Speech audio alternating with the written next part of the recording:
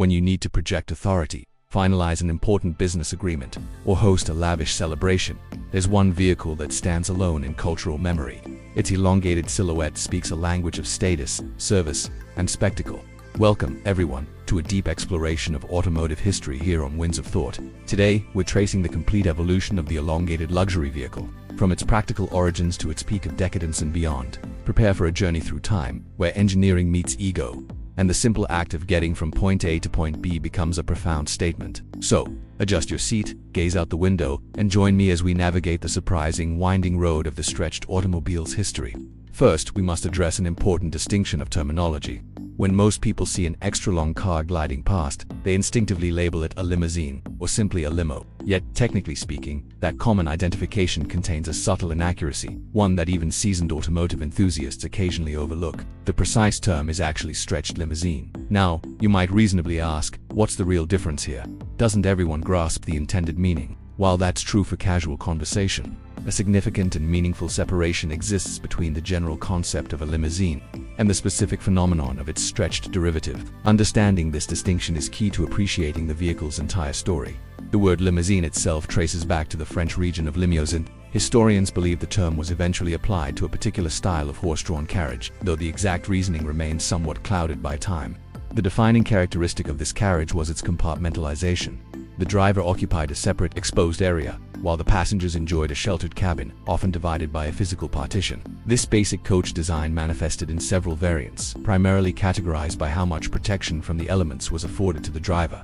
A limousine de ville left the coachman fully exposed to rain and wind. A more considerate design, the landaulette, provided the driver with a folding or removable canopy. The most enclosed version, known as a berline, offered the driver a fully sheltered compartment, mirroring the comfort of the passengers behind him. It's a curious footnote that these historic names, Berlin town car, landaulette, later found new life as purely marketing terms for production automobiles, often with little to no connection to their original carriage-based definitions. But let us refocus on our central narrative. In its fundamental principle, the physical and social separation of driver from passenger, the core idea of the limousine has remained remarkably consistent since the days of horse-drawn transport. So, the pivotal question arises: when did we begin physically elongating these vehicles, transforming them into the exaggerated forms we recognize today? Credible sources point to the United States in the late 1920s as the birthplace of the practice.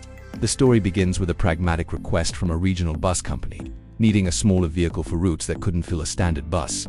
They approached a coach-building firm named The company's ingenious solution was to create a lengthened automobile, which they rather clinically described as an extended wheelbase. Multi-door auto coach, while not the most elegant name, it was certainly descriptive. This new type of vehicle proved its utility, and Armbruster began promoting it for various commercial applications, particularly for hotels, major train stations, and the then burgeoning airports.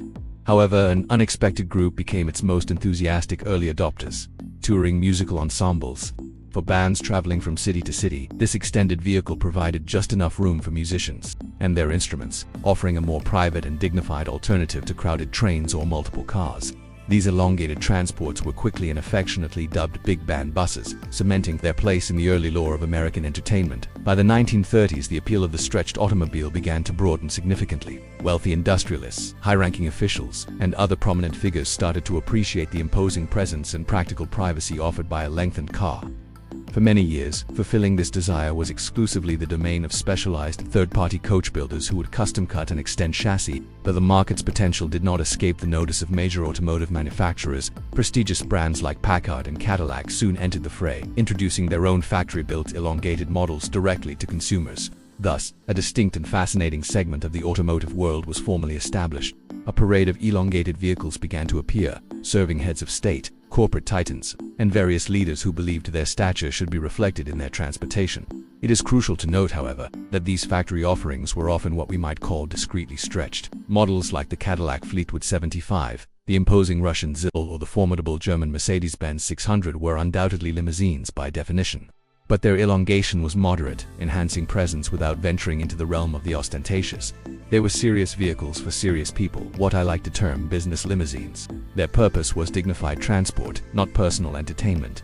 These cars could be equipped with virtually every available technological luxury, but those controls, the intricate climate systems, advanced radios, and early communication devices were typically installed for the driver's use. The rear passenger cabin, by contrast, was often a study in restrained opulence, vast legroom achieved by positioning the bench seat far to the rear, sumptuous materials, finely crafted ashtrays, and perhaps fold-down auxiliary jump seats for additional guests. These limousines frequently represented the most expensive model in a manufacturer's catalog, justified by the sheer amount of material and labor required. Yet, interestingly, they were rarely the brand's ultimate flagship or halo car. That honor was usually reserved for a dramatic, often open-topped luxury coupe or convertible designed to be driven by the owner machine for public display. The limousine served a different master. It was for being chauffeured, for conducting business, or traveling in insulated comfort away from the public eye. Its value was also profoundly symbolic. A manufacturer chosen to provide the official state car for a president or monarch gained immeasurable prestige, a marketing tool that whispered, if it's good enough for a nation's leader, it's certainly good enough for you. As the decades progressed, the stretched automobile concept diversified well beyond executive transport. Companies that specialized in cutting and extending cars found their skills applicable to other fields, most notably funeral hearses and ambulances. This technical crossover naturally led to the development of the multi-passenger limousine, built on the same principle of lengthening a sedan. These vehicles featured multiple doors and several rows of bench seats, accommodating up to 9 passengers. They functioned essentially as car-based minibuses. One might ask, why not simply use a purpose-built van?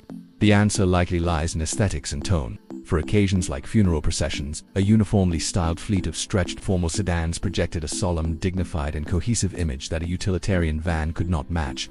Similarly, another niche emerged around airports, the aerobus. These were stretched sedans or station wagons designed as premium shuttle vehicles. The Checker Motor Company, famous for its nearly indestructible taxicabs, produced an aerobus version of its marathon sedan. With a comically large turning circle but cavernous interior space for 9 to 12 people, it was perfectly suited to the sprawling lanes of airports, and thousands were sold. Another ingenious example came from a company that stretched a front-wheel-drive Oldsmobile Tornado, marrying it with parts from an Oldsmobile Vista cruiser wagon to create the Jetway 707. The front-wheel drive layout was a masterstroke for conversion. With no drive shaft running to the rear, engineers could cut the car and create a long, completely flat floor for passengers, a brilliant solution to a complex problem. For years, the stretched car industry continued in this steady, utilitarian vein. Then came the cultural earthquake of the 1980s.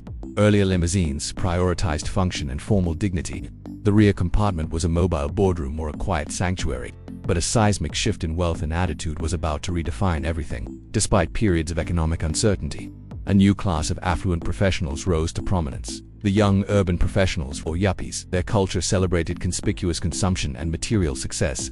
For this new money, the stretched limousine was the ultimate accessory. It transformed from a tool of private conveyance into a very public trophy. The game became one of one-upmanship: who could secure the longest, most outrageous vehicle. Nothing broadcast success quite like arriving in a stretch so long it seemed to defy the curvature of the earth. It was the perfect paradox, a mobile statement screaming for attention while allowing the occupants to remain hidden behind tinted glass. Of course, it was also practical. For a busy financier or executive, time in traffic could be converted into productive work time with a phone and a briefcase. But what happened when the spreadsheets were put away and the deals were done? The function of the limousine's rear cabin was due for a radical reinvention. If you couldn't have the absolute longest car on the block, you would need the most extravagantly equipped. The era of simple televisions and car phones was past. The new necessities included thunderous high-fidelity stereo systems, refrigerated beverage cabinets, fiber-optic starlight headliners that mimicked a night sky, and even built-in hot tubs, dance poles, and laser light shows. The rear of the limousine was no longer a sitting room, it was a rolling nightclub. The symbolic peak of this era was arguably the American dream, a vehicular leviathan over 100 feet long, constructed from 6 Cadillac Eldorados. It boasted features like a swimming pool, a helipad, and a putting green, a monument to 1980s excess. Limousines saturated popular culture, appearing in countless music videos, television shows, and films. The industry exploded in size, but this gilded age came to a sudden, shuddering halt. The year was 1987, and the event was Black Monday, a catastrophic stock market crash. Fortunes evaporated overnight. The lavish, showy limousine instantly transformed from a symbol of success to a tasteless reminder of lost wealth and hubris. Almost overnight, demand vanished. Numerous conversion companies shuttered their doors. The party was unequivocally over.